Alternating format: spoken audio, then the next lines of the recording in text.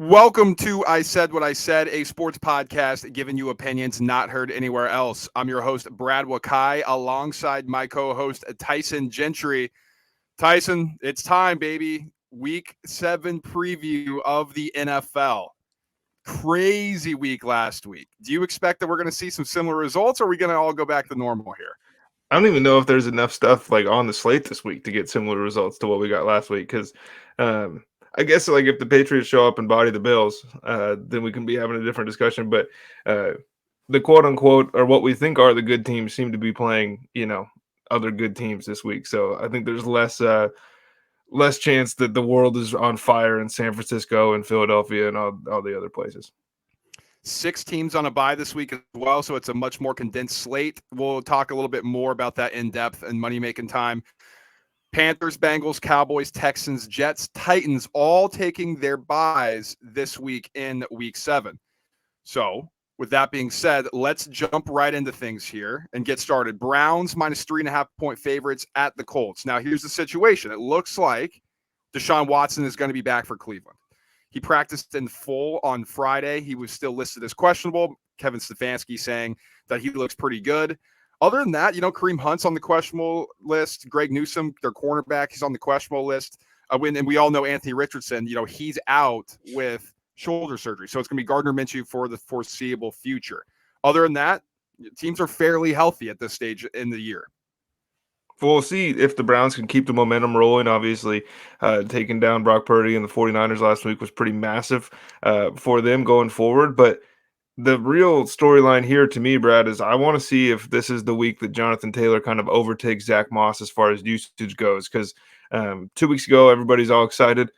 Jonathan Taylor's back and then kind of slowly worked his way into it. Like Zach Moss isn't going to go away, but you don't give a guy basically the contract that he wanted and then just have the backup still run wild because it's not a good look for the organization. And I want to see how the Colts bounce back. They go on the road, get embarrassed by the Jacksonville Jaguars. Are they going to be able to come back home and perform against a Browns team who on paper looks like, if that's what the Jags are going to do to this Colts team, what's this defense going to do? So 2 questions too. How does Deshaun Watson look? We kind of like to go away from quarterbacks making their return from injury. So I want to see how sharp he looks and if it's actually a legit shoulder thing or if he just took a little time off as well. Commanders at Giants. Commanders 2.5-point favorites on the road here going into New York, who looked good in spots against the Bills. I mean, they took them down to the brink. They were leading. They were up at times. Commanders are extremely healthy. No player has hopped up on their injury report, which is something you can't say about the Giants, who are just a walking infirmary. Andrew Thomas still out. Their star left tackle with the hamstring injury. Their center, John Michael Schmidt's out, shoulder. Offensive tackle, Matt Pert, he's out. So it's a banged up offensive line. This is a Commanders defense that's been not good, Tyson. Like, they have not lived up to expectations. If there was ever a time for them to get right and try to get things going, I think it's this week against the Giants, and that's what I want to see. Well, it's a pretty good little stretch for them too. Getting go Desmond Ritter into banged up Daniel Jones. He's playing this week. That's the word, I believe. Limited and questionable. So I'm not Okay. sure. He said his neck feels about the same as last week, but we'll see. It's going to be tough. I mean, this is a comeback to earth spot for I think both these teams, which is weird to say because the Giants actually lost that game. But was that the biggest spread of the season so far? It was like 13.5 points or something before No, kick. there was the Dolphins Panthers, I think, got to 15.5. Gotcha. Well, it was close. But we did a little Sam Howell quarterback index this week, so you can go check that out if you want to know our thoughts on how the Commanders' offense looks. But if they keep that thing rolling, dude, it's a little bit, things get a little scary in the NFC. Saquon Barkley, final note here, he's removed from the injury report with his ankle injury. He ran for more than 90 yards against the Bills in his return. So Did you see today he said he doesn't want to be traded? I did see that. I'm interested about what the angle is on this. Like, what's he angling for? Yeah, I don't know what the question was. So I guess we could start there, but that was a weird way to just clip that quote up and send it out. Yeah, that's for sure. Falcons on the road at the Bucs, who are 2.5-point home favorites. Falcons have been one of the most healthy teams in the league this season. They have nobody on their injury report. Now the Bucs, they've been fairly clean as well. Only 2 popped up on their injury report this week. Vita Vea, who's very important in this one, their nose tackle and run stopper, He's questionable with a foot injury. He was upgraded to a limited participant Friday, so he's probably going to play on Sunday. He didn't practice Thursday, but again, could be a veteran rest day, things like that. And outside linebacker Anthony Nelson has a concussion. He practiced throughout the week, but he's still got a clear concussion protocol. So, this is what I want to see. Can the Falcons bounce back? Is Desmond Ridder going to be able to go on the road, a place where he struggled outdoors, and be able to perform? And can this running game get going against the Bucs defensive line that looks good on paper, but were thrashed against a legit run team like the Eagles? And Tyler Allgeier's kind of fallen off a cliff since that week one boom week for him, and it just kind of looks like maybe, either he's not right or that was just kind of an anomaly. But Arthur Smith is going to feed that man. That is one thing we know, is Allgeier is going to be in there probably more than he should, or more than most people watching are comfortable with. It's too, this is a true mirror image, because the Falcons want to run the ball. The Bucs can't run the ball, right? So when you're looking in the mirror and stuff's all flipped, that's kind of how this one feels. I don't know who's going to win this game, Brad, but I know there will be at least one puke-inducing moment, because this one's going to be gross. Baker and Desmond Ridder, get your popcorn, ladies and gentlemen. Bills at the Patriots. Bills 8.5-point road favorites. Their offense has not looked good in recent weeks. After that Bills game, they've come back to earth heavily. They laid a stinker over there in London that was kind of expected, and then another one at home against the Giants coming off that London flight. So what do they do against the Patriots? A defense that they've absolutely shredded up with Josh Allen, the mobile quarterback, things like that. Patriots, we know, are just banged up. Like, their injury report list is a complete joke. Like, I'm not reading everything because it's literally takes up half my page here on my laptop. But for Buffalo, Ed Oliver, Quentin Morris, they're ruled out. They were unable to practice this week. This is another team that's starting to get banged up and accumulating more injuries. We know Matt Milano's out. So I want to know here, Tyson. There's rumblings that Malik Cunningham could actually get snaps in this one. Now, is that something that they're doing to throw things off? Is it more so, they're just kind of putting it out there? If Max struggles, don't be surprised type of thing. So I want to know how viable those rumors are, and if this offense can actually move the football against the banged up Bills defense. Look, I've been maybe the biggest Mac Jones hater since he burst on the scene at Alabama. And I watched a lot of Malik Cunningham play football. And as a Mac Jones hater, I am confident in saying that he's a better quarterback than Malik. I think there'll be more fun stuff, like if he gets into the game, and maybe that'll lead to points, and then everyone will lose their minds. But I don't think it's a sustainable thing. And you mentioned the injuries on the Bills. Good news for them, doesn't really matter. On the defensive side of the football this week, Ramondre Stevenson been really nothing. Like, he got some garbage time numbers last week and ended up getting to the end zone, but nobody is scaring you. I think if your number one focus is to take away Kendrick Bourne, then you're going to be okay with dealing with some of those injuries. Raiders 2.5-point road favorites at the Chicago Bears. Both starting quarterbacks are out. Garoppolo dealing with a back injury. Justin Fields dealing with a dislocated thumb. It's going to be Brian Hoyer who gets to start for the Raiders, not the rookie Aiden O'Connell. Now, to me, it makes sense that they're going with Hoyer. This is a Raiders team, and I don't know if you saw Max Crosby on the McAfee show. Like, for as dysfunctional as we think this Raiders team is under McDaniels, like, it feels like there's actually a camaraderie in that locker room. I don't know. It was weird. It just felt like, but we're like, oh, it's a dumpster fire in Las Vegas. And it didn't feel like that's what he was portraying, at least on the McAfee show. So it makes sense to me that they're going to go with Hoyer, a guy who gives them a better chance to win than Aiden O'Connell right now. And this is an organization that wants to win. DeAndre Hopkins, full participant with the shoulder injury. Max Crosby, he was limited or listed on the injury report list, limited a little bit with the knee and thumb injury. Come on, we know he's playing. But Tyson, can this Raiders defense, if there was ever a time for them to step up, it's against this horrible Bears offensive line and Tyson Bagent, the quarterback for the Chicago Bears. What did I send you? I sent you a text. I found it online somewhere, and it was Bagent he got sacked 8 times and threw 2 picks against the Colorado School of Mines like a year ago. And this week, I mean, good luck, dude. And the Raiders defense isn't like all world by any means, but you're going to be running for your life for like a long time. It's a big ask to go in there and just tell Darnell Wright. That's who they drafted, right? The rookie offensive tackle. Good luck, because here's Max Crosby and here's a guy that's, trying to make all pro. Look, Brian Hoyer has one job. feed Devontae Adams. That's it. And the Raiders will be fine. Darnell Wright, questionable with a shoulder injury. I didn't even know that. Yeah, just popped up on here. How about that? Lions at Ravens. Ravens 3-point favorites at home. Weather could be an interesting thing here. Now the Lions are getting all this love, right? Like they've looked really good this season, 5-1. They won in a spot last week against Tampa Bay that many people thought that they wouldn't win. They wouldn't have done it in the past.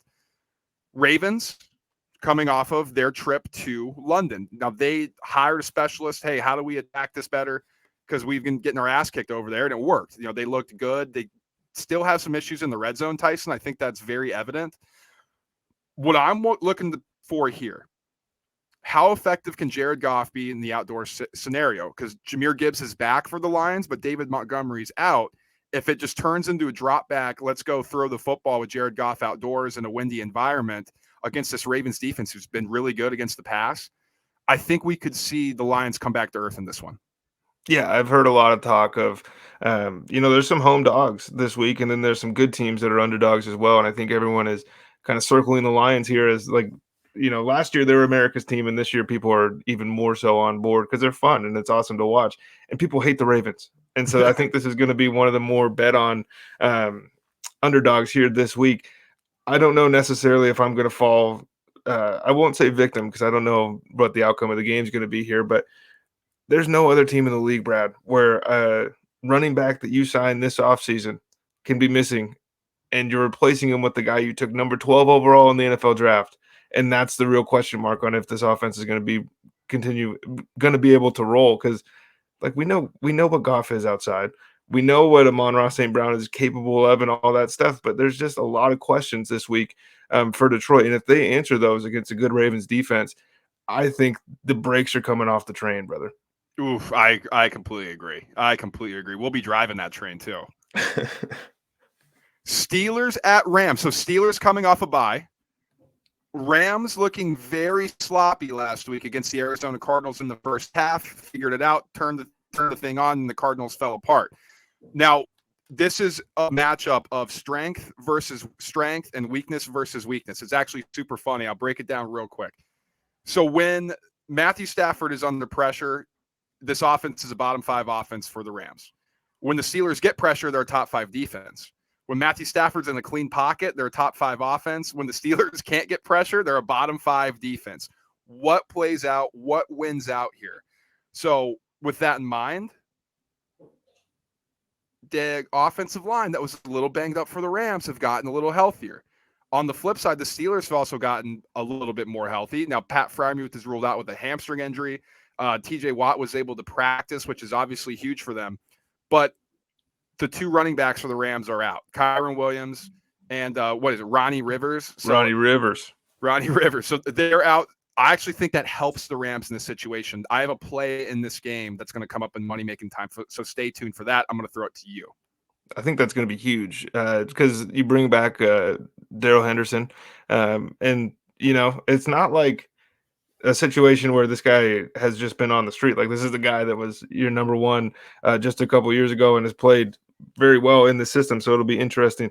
But Brad, your boy, Mr. Joey Porter Jr., Lockdown City, 0.0 QBR when people target him this week. It's Cooper Kupp, it's Puka Nacua. It's going to be a little bit different, I think, for the Steelers defense. And if they're just able to pin their ears back, like this one might be chalked from the beginning. So if the Rams can't run the ball, we'll see. I don't know if I'm going to give out any sort of – I think I have a play in this one later as well. Ooh. So I'll leave it there. But this is like 2 teams that are worse than their record playing each other, and one of them is going to get to skate by. Patrick Peterson, the veteran corner for the Steelers, alluding to the fact that Patrick Peterson might be the CB1 for the Steelers this week. So that's something that you mean Joey as well. Joey Porter, yeah, sorry, that he might be moving into that CB1 role. So something to keep an eye on. Yeah, because they're going to put Kupp in the slot. They don't want to get that poor guy killed. Cardinals at Seahawks. Seahawks minus 7.5 point favorites in this game. So Cardinals made news. Kyler Murray designated return from the PUP list. He's not going to play this week. I'm curious to when he's going to come back. My thing, he tore his ACL in December. I would be shocked if he came back before then. I think a December return is probably likely if they feel they want to go that route. I would be super surprised if it's any time in October. Just hasn't practiced anything like that. But as far as it goes in this game, Tyson, Tyler Lockett off the injury report. They're wide out. But DK Metcalf missed the first 2 practices of this week with a couple different injuries, rib and hand included. So he's in a position to play, but is listed as questionable. And if you look at the prop market, Jackson Smith and Jigba took a big leap in terms of what he was opened at and what he's currently listed at now. So that may be telling there. But on paper, this is a get right spot for Geno Smith. Like he has to go back to looking good. We talked about him in the replacement index segment of our Monday show. This is a spot for him to get right. He's got to. Absolutely has to. I think this is a good spot for people to tune in and kind of, JSN was a little bit decisive. Like the opinions on him pre-draft, it was like, yeah, this guy's really quick, but also he doesn't do anything at an elite level, and both sides were right. So we'll see kind of in this expanded role, or if that role is expanded. And then on Kyler, I expect him to use all 21 days of the window here before he's promoted. It just doesn't make much sense for where this Cardinals team is at. Brad, are the Cardinals actually feisty, or was that just a little bit of a mirage to start the season? Because if that's the case, then this is a fantastic spot for the Seattle Seahawks to be. And I agree. I think it was a little bit of a, hey, we don't know how bad we are yet. Let's get out there and try to win some games. Yeah, it was like, oh, it's like when you wake up and it's like the first smell of the spring, like after a long winter, and you're like, oh man, I'm energized. I'm ready to do something. I'm ready to go outdoors. And that's what they grab felt the golf like. clubs, you head to the course, you play good for about 3 holes, and then the wheels fall off, and then you're left. You kind of want to quit by about hole 7. Yeah, you're like, God, man, I hate spring. Like, just get me to the summer. And that's what the Cardinals are going through right now. They're like, guys, remember the draft? Yeah, we're in a good spot to get some good players. Let's focus on that. Chargers at Chiefs in a game that is most likely going to end crazy, because that's what every Chargers game does. Chiefs are probably going to win on some heartbreaking thing, because that's what they do against the Chargers. It always happens that way.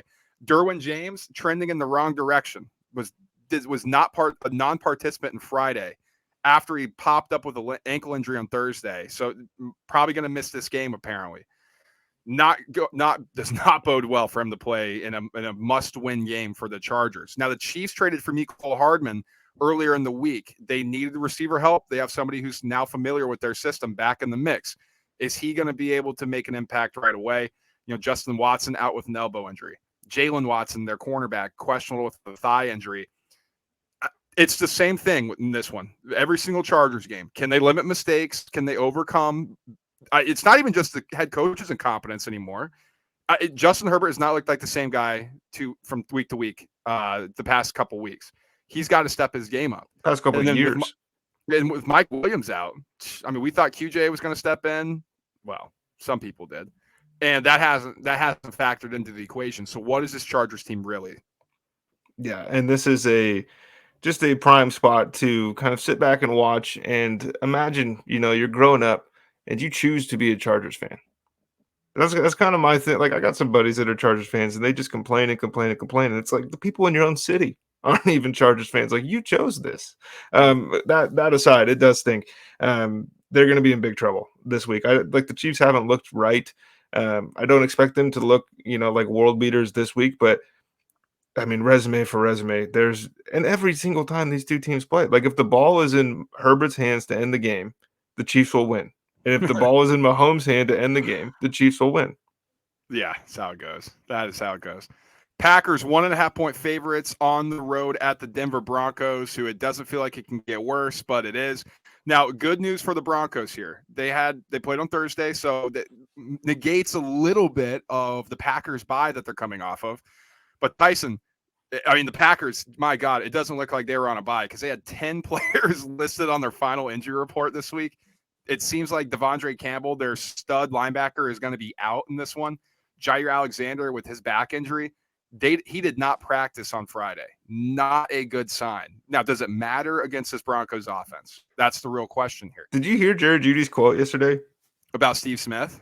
No, about maybe that was the context, but about how tough it is to be a wide receiver and how the offensive line has to do their thing and the quarterback has to do their thing. and then you still have to get the ball on top of it, and it's actually harder to be a receiver than people are giving him credit for. No, I didn't hear that. It was insane. It was like, if you could write a book on how to lower your own trade value, he did it. Jeez, man. Oh, wow. Broncos on the other end, after getting banged up early, Tyson, only player on their injury report is Greg Dulcich, your boy. Justin Simmons, the star safety, looks like he's coming back. He was a full participant on Friday and does not have an injury designation. So I'm curious about this one. Packers coming off a bye. We talked about this with Jordan Love. They need to get Aaron Jones back in the mix. He's still listed as questionable. So I want to know if he's going to play or not with his hamstring injury. If he's back, I think the Packers are the side here. But if not, man, I have no clue about this one. It kind of feels like that Q is part of Aaron Jones' name at this point, because every time you look him up on a roster, it's always going to have that questionable designation next to him. This is a huge spot for Jordan Love. This is look, man, just limit the turnovers and keep the efficiency where it's at. We don't even need you to be out here throwing 65% completion. Just give us, this is weird to say, but this is what he does. Just give us the 3 touchdowns on your 20 completions, and we'll be fine, because Denver's not going to be able to score enough. This Packers defense isn't as good as some people wanted it to be preseason. I don't really know if it matters so much. And McLaughlin, Jaleel McLaughlin, the running back for the Denver Broncos, I do want to point out that the only person he trails right now in yards per attempt and yards per touch is Devon Achane. And one of them was getting blown to the moon as far as the coverage. And the other one is, nobody cares because he's in Denver. This kid's special, man. He's fast. So fast. Remember Peyton, what was his name? The little guy who played for the Broncos Barber? too? No. No. Or that was his last name, I think. The guy with anyway, he reminds me of him. Like that one year when he was just like blowing through the line and was like so fast nobody could touch him. He kind of has a little bit of that juice. I don't know how long it's going to last, but I mean, he's a good option there. Sunday Night Football, Dolphins at Eagles. Eagles, this would probably shock a lot of people. They're 2.5-point favorites at home. Now, I think if you know sports betting and gambling, it probably doesn't come as a shock, just based on home field advantage and how this is calculated in. But regardless, for this segment here, we'll get into some money making time. As far as the Eagles are concerned, cornerback Bradley Roby out, Reed Blankenship, their safety, out. So that's a big thing, obviously, facing this potent passing attack of the Miami Dolphins. But Lane Johnson, their star right tackle, he's going to play. Freak. He's going to play with his ankle injury. Jalen Carter, his ankle expected to be back. Dallas Goedert, groin injury that popped up this week, he's expected to play. And Devontae Smith, hamstring injury that popped up this week, expected to play as well. They were all 3 limited during practice, but don't have a designation on the final injury report. So they're going to be participating. As far as the Dolphins go, Jalen Ramsey's back in the mix, but he's going to be out this week. Only player that's going to be missing for the Miami Dolphins. So fairly even matchup here. Yeah, it's going to be very telling, I think, of who this Miami Dolphins team is. I know everybody is down on the Eagles after the way they looked against the Jets, and you're right to be feeling that way. But, we kind of have some data that say, like, the Philadelphia Eagles are going to be okay. Like, the floor falling out is like 10 wins, 11 wins for this football team. The Dolphins have played one true test at this point in the season, and they got punched in the face by the Buffalo Bills. They basically just got beaten to submission in that game through physicality.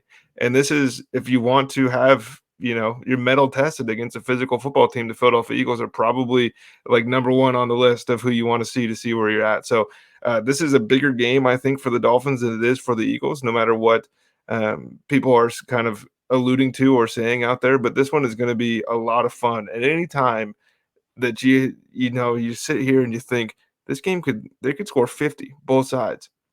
I'm not going to do it, but I mean, that's when the national consensus is like, man, these two offenses are going to go crazy on each other. It never happens. Yeah, and primetime unders have been just a moneymaker for the past 3 seasons in the NFL as well. Sean Desai, disciple of Vic Fangio, who's running the defense. And yeah, that's a good point, because Vic Fangio wanted the Eagles defensive coordinator job this offseason. Jonathan Gannon kind of makes that impossible. Then jumps to Arizona after Fangio has already signed with Miami. Fangio, a Phillies fan, so maybe we'll catch him kind of celebrating a little bit. But that is, something to monitor, because I think Vic Fangio is going to have some shit for Jalen Hurts and the Eagles offense. We'll see. We'll see if their defense can handle it under his scheme if he wants to get too complicated. That's kind of the old thing with Fangio. Okay, last one, Monday Night Football. Niners 7-point road favorites at the Minnesota Vikings. No official injury report here. They have an extra day of designation because they're playing on Monday.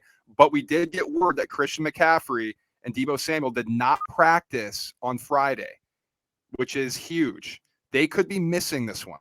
And we know Trent Williams is banged up a little bit. And then from the Vikings side, they are dealing with offensive line injuries.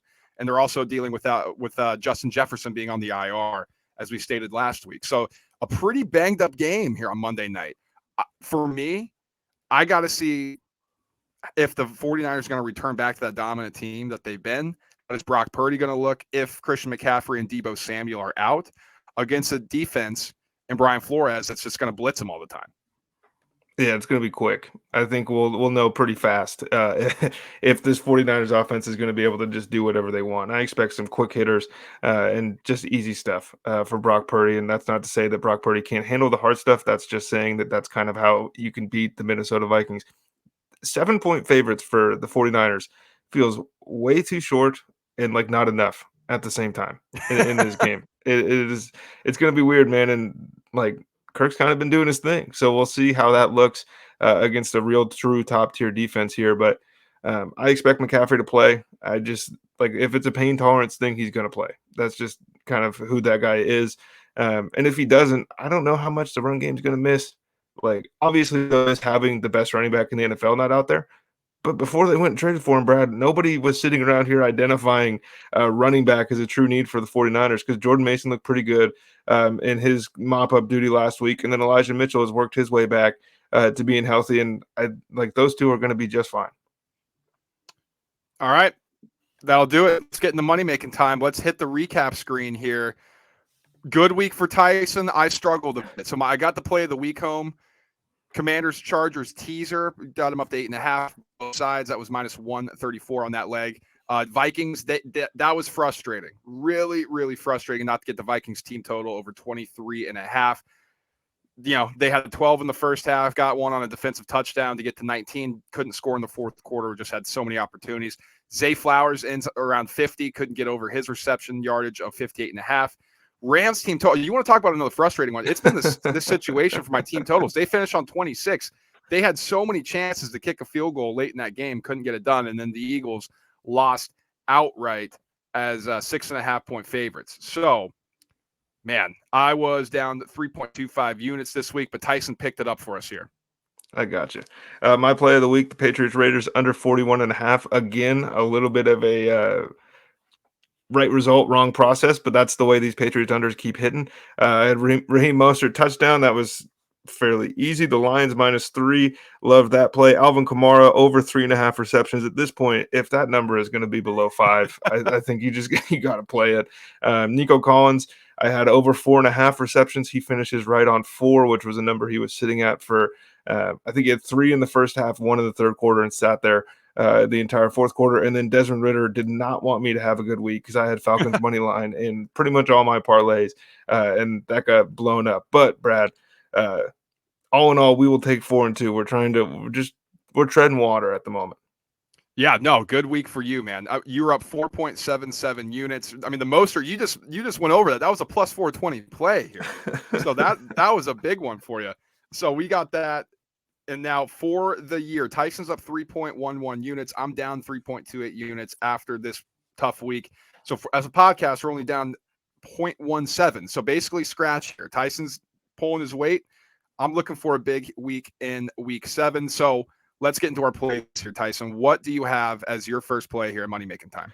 My first play, Brad, and we kind of talked about it a little bit there. I'm not going to waste too much time. I'm just going to take the Eagles money line. At this point in the year, I think that there's a lot of, rightful concern for the Philadelphia Eagles, but I think there's a lot of, wow, can you believe how good Miami is without really identifying the context? Because we sit here and, the Niners haven't played anybody, or the Eagles haven't played anybody, or, you run through the list and it's like at a certain point, you can't say this about some good teams and not all good teams, because the Dolphins' real competition so far this year in the Buffalo Bills just out physical them. And I think Philadelphia is going to be able to do the same thing. We will see, though. I mean, this is a We got the Jalen Hurts Tua angle. We got the Vic Fangio angle. It's going to be two. Nick Sirianni is going to want to get in a fight at some point in this game, and it's going to be fantastic. And I did want to mention too off the top. So be careful of the unders this weekend. Last week it went 12-2-1. So what everybody's going to say, oh, just play all the unders, blah blah blah. I think you got to be careful. I think it was a perfect storm last week as we transitioned truly into the first kind of bad fall weather type of weekend. So just throwing that out there, just be a little bit cautious if you're just going to blind tail all these unders because it hit 1 week. My first play, I'm going to go Rams -3 at -120. I think kind of how we previewed it, this could go one of two ways. Either the Rams have no time and their offense looks horrible, or what I think is actually going to happen without their 2 running backs, I actually think that helps the Rams in this situation. Yes, they're going to be in obvious passing downs, but I think that's going to force them into designing more quick plays, more quick hitters, and being able to move the ball on this poor secondary that the Steelers have. They're going to be able to set up tons of things across the middle where the Steelers struggle, and then be able to hit the explosives over the top. So I like the Rams here at -3. So if they do win by a field goal, we at least push. I'm on this one with you as well. So that's going to be fun. Finally, we got some lockstep action happening here for us. Yeah, I agree. I just think they're going to, for all the Matt Stafford haters that did not enjoy his tenure in Detroit, and you could lean on, oh, he's just dinking and dunking. Like, you guys only watch the highlights when he lets it rip. He's going to dink and dunk his way down the field, and I think the Rams are going to be just fine. So the rest of my plays, except for my play of the week, I'm hitting the teaser market pretty hard here. So 6-point teasers. I think this is a good week to do it. My first one, I'm starting with home dogs. I'm taking the Colts up to 9.5 against the Browns and the Giants up to 8.5 against the Commanders at -134. My reasoning behind this, I'm scared of Gardner Minshew against the Browns. I think this is a lot of points, especially with Deshaun Watson coming back. The weather's not going to be as an issue at all because they're going to be in a dome here. So I think that's going to help the Colts offense. Now, on the other side, this is a defense that wants to keep everything in front. What is that going to look like for a Watson return? He hasn't seen live action in a few weeks. So I'm going to take the points here. And on the other side with the Giants, divisional game, home dog. I think last week could have kind of motivated them a little bit, how close they were to beating the Buffalo Bills. So I'm going a motivational angle against the Washington Commanders. So give me this teaser here. You have your boy, Coach of the Year, Brian Daboll, getting those boys motivated. Look at you. That's called growth, people. My next one here, Brad, and I'll just keep it short and sweet. I have the Green Bay Packers money line -116. The Broncos are bad, like among the worst teams in the league bad. And I think that the Packers are bad in a different way. The Packers are bad where they are really frustrating to bet on because they might just lay an egg or they could beat anybody. I don't know how much that matters this week. I know the defense is banged up. I expect Aaron Jones to play. That's a long layoff, man. And if he's not on IR and he's not back this week, then I think he's trending towards, getting that IR designation and not playing much for the rest of this year. I think Jordan Love's going to be able to do just enough to win this game. I don't really care so much about playing around with the points here. I'm going to go Falcons, another 6-point teaser up to 8.5, and Seahawks down to 1.5. I think the Falcons are going to be able to run the football on this Bucs team. And this is a good defense. Outdoors, I think there's some wins that may pop up into this thing. I think they're going to be able to stifle what Baker wants to do offensively. And if they do lose, I don't see it being by more than a touchdown. So I'm going to take the Falcons, another divisional game up across a key number. And then the Seahawks, they should dominate this game. They should. If they can't beat the Cardinals by more than 1.5, we got major problems here, especially at home. So give me this for my second play or for my third play. And I'm about to hit my play of the week. So do you have one more before your play of the week? I do. Yeah. So this is my final teaser here. Dolphins up to 8.5, Bills down to 2.5. I like and this the reason why I'm taking Dolphins up, I mean, this could be a fireworks show, could be a shootout, not sure, but I just don't see either of these teams blowing each other out. I think it's going to be a close contested game, especially with the Dolphins traveling on the road in front of a crazy environment in Philly. With the Kelly Greens on, man. Yeah, maybe the Eagles do blow them out, but I'm taking the Bills down to 2.5. They've dominated the Patriots. I just don't see how the Patriots are going to be able to move the ball. And I think the Bills offense is going to be able to find soft spots in that Patriots defense. So this is my third and final teaser here. For my play of the week here, Brad, I'm confused because it doesn't feel like anybody's been watching these games. I have Bijan Robinson over 24.5 receiving yards against the Tampa Bay Buccaneers. I know what you're going to say. It's like Levante David and those guys are going to be picking him up out of the backfield. Devin White can't cover anybody. Bijan Robinson has been awesome as a receiver out of the backfield, and he, like, weirdly enough, has become like the first read for Desmond Ridder, even when he's 3 yards in front of him, and it feels like he should be checking for Drake London or Kyle Pitts. They're just coming out quick, and it's going to be Bijan Robinson. And I think the weather will play a factor here, but the way the Falcons offense is seeming to work so far this season is they want to run the ball with Tyler Algier until that doesn't work. And then when Bijan's on the field, he's going to be the first or second read in the passing play. And I think at 24.5, I'm very comfortable. He had a wheel route last week that Ridder missed him by that would have been, a 60-yard touchdown. And this line all of a sudden is 35 yards. Play of the week, Eagles -2.5. And so the money line here, I'm just going to take the 2.5. So I'm playing both angles here. I think it's going to be a close game. I think the Eagles win. I think they're going to win by a touchdown or under. Hopefully field goal or touchdown, just so I can middle this thing here. But this is why I like the Eagles. I think this is going to be a heavy ball control game. They're going to utilize the ground game a lot. I think they're going to win the time of possession. And yes, the Dolphins can be explosive on the other side. But what happens if they start playing from behind? They start getting behind the chains a little bit. Their offensive line isn't able to protect. All of a sudden, the Eagles have the ball, and then, that's how I picture this thing going. So it could completely go the other way. Like the Eagles could just be outmatched in the secondary and look horrible and get clowned. But I just think what the offense is going to try to do is possess the football. And I think the defense is going to be able to do enough to get after the passer and disrupt some of these routes that the Dolphins are going to run that could put them in harm's way. The kid starts writing for Fansided. The Phillies are rolling. Everything's going good in his life. And he starts picking Penn State money line and Eagles with the points as his 2 plays here. He is a confident man this week. Oh, yeah, dude. You gotta love this is what's going to happen. It's either going to be a really bad week for the teams. That's true. Or a really good week. So I'm either going to come back disheveled or I'm going to come feeling great. I have a feeling that if Penn State wins, you're coming back disheveled no matter what.